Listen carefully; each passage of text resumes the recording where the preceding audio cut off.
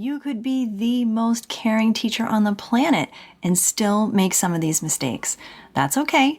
We're just going to take this time right now to reflect on these together.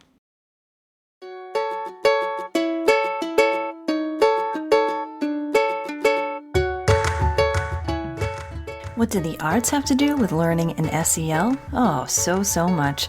Join me as we explore the depths of how these things come together through SEAL, social, emotional, artistic learning. We'll look at the mindset, the methods, and the integrations that make SEAL so effective. So plug yourself in. It's time to get inspired.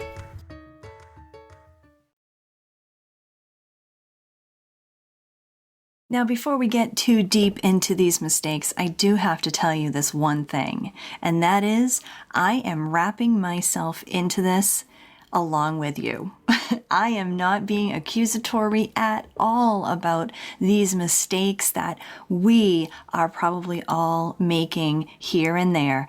I am just as guilty as the next teacher. But here's the difference. We're going to take some time and reflect on some of these mistakes, something that I actually do myself every once in a while, and I think it's a really important thing to do together. So, if you're ready, let's get started. My name's Elizabeth Peterson. Welcome to the Inspired Classrooms podcast. I really want to emphasize that these mistakes are things that we teachers make all the time. And just giving yourself the opportunity to think about them, reflect on them, and then hopefully do a little bit better the next time is all we can ask of ourselves. And if you do that consistently, man, you're just going to continue to grow as the caring, creative teacher that you really, really are. And I hope me too.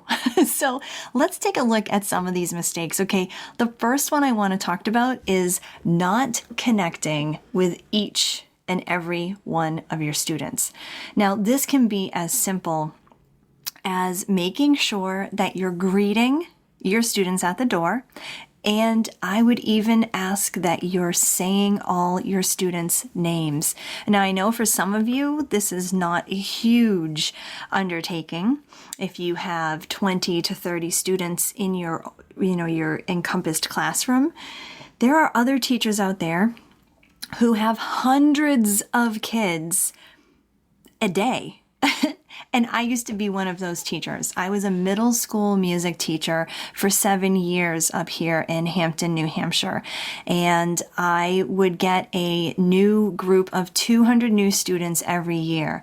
And one of the things that I really challenged myself to do, of course, I was younger and had a younger brain at that time.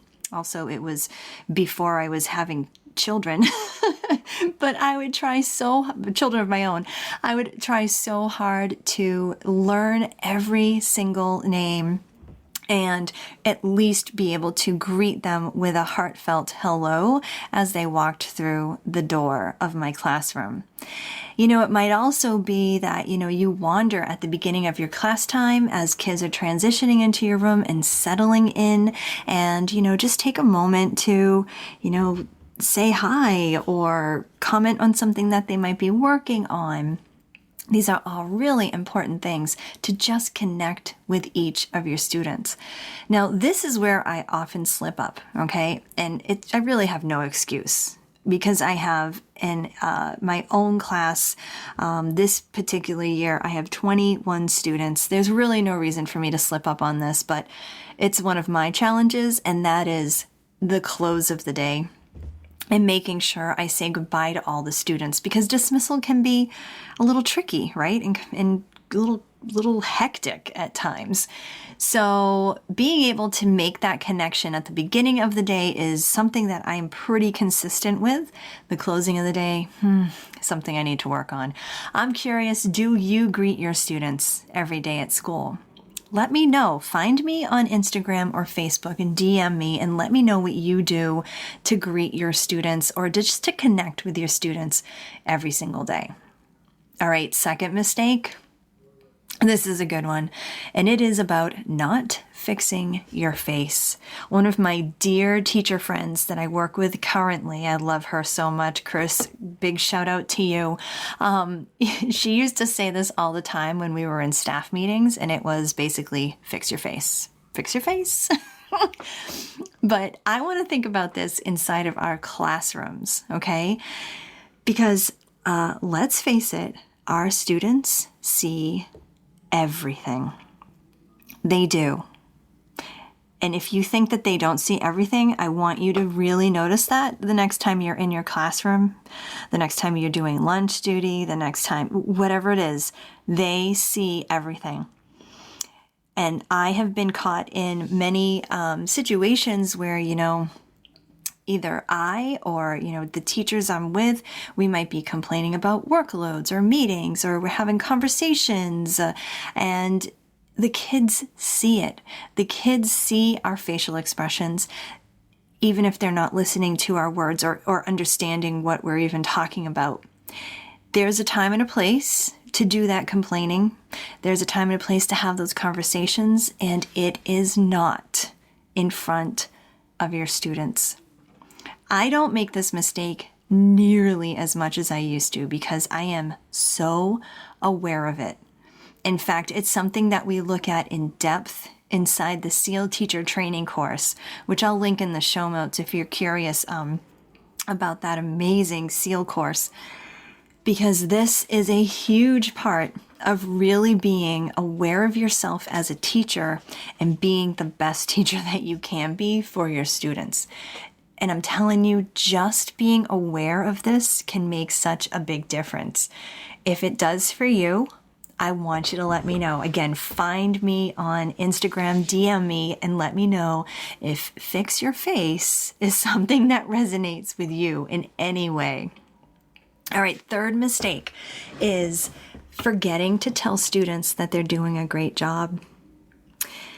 Keep in mind, you as a caring, creative teacher, you need to remember, and I need to remember, that it's about the process as well as the product. And if you're a math teacher or a English teacher or an arts teacher, it doesn't matter what you teach. You probably understand how important the creative process is. The creative process is a learning process, right? And sometimes we can forget to comment on the hard work that students are doing during that process, during a project. There's so much going on. Kids are, and so many things that you can just comment on, right? For example, oh goodness, my cat just jumped on my on my desk. Sorry about that. Things that you can comment on, like working together, how students are working together, how they're organizing things, little details of whatever it is that they're organizing or doing as part of their project, SEL aspects, how are they handling themselves? Are they doing some good conflict resolution in their group work? How are they organizing their time and their space and their materials? All those things can be things that you can comment on a student doing a great job. One of my favorite ways to make sure that I'm doing this is every once in a while I'll remember this mistake that teachers make, including myself, and I'll get out a stack of Post-it notes and in a student roster, and I will make sure that I go through the entire class roster during a week, not all in one day, but during the week, and I will make sure that I have some kind of positive thing that I can say to each and every student, and I'll put it on a sticky note and I'll put it on their desk as I'm casually walking by, or I'll slip the note to them when they're silently reading, or whatever it might be. Just making sure that I don't forget to tell students that they're doing a great job. All right, now this is probably stuff that you all know, right? But that's not the point. The point is we know this stuff, but we don't give ourselves the time to reflect on it all that often. And so that's what I'm hoping you can do in this time that you're listening to this episode. All right, so to recap, the three mistakes that we talked about: not connecting with each of your students every single day. That's a tough one, but it's something to strive for. Here's the second one: not fixing your face.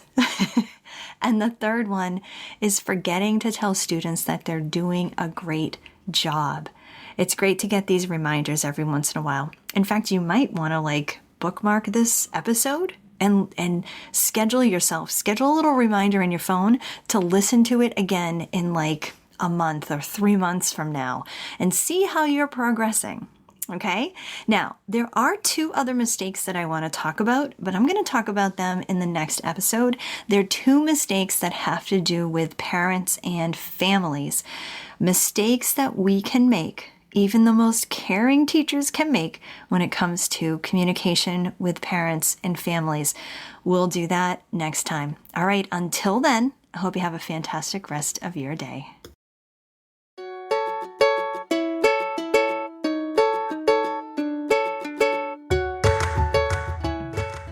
Thanks so much for listening. Please be sure to subscribe as we continue talking about arts, learning, and SEL through SEAL, social, emotional, artistic learning.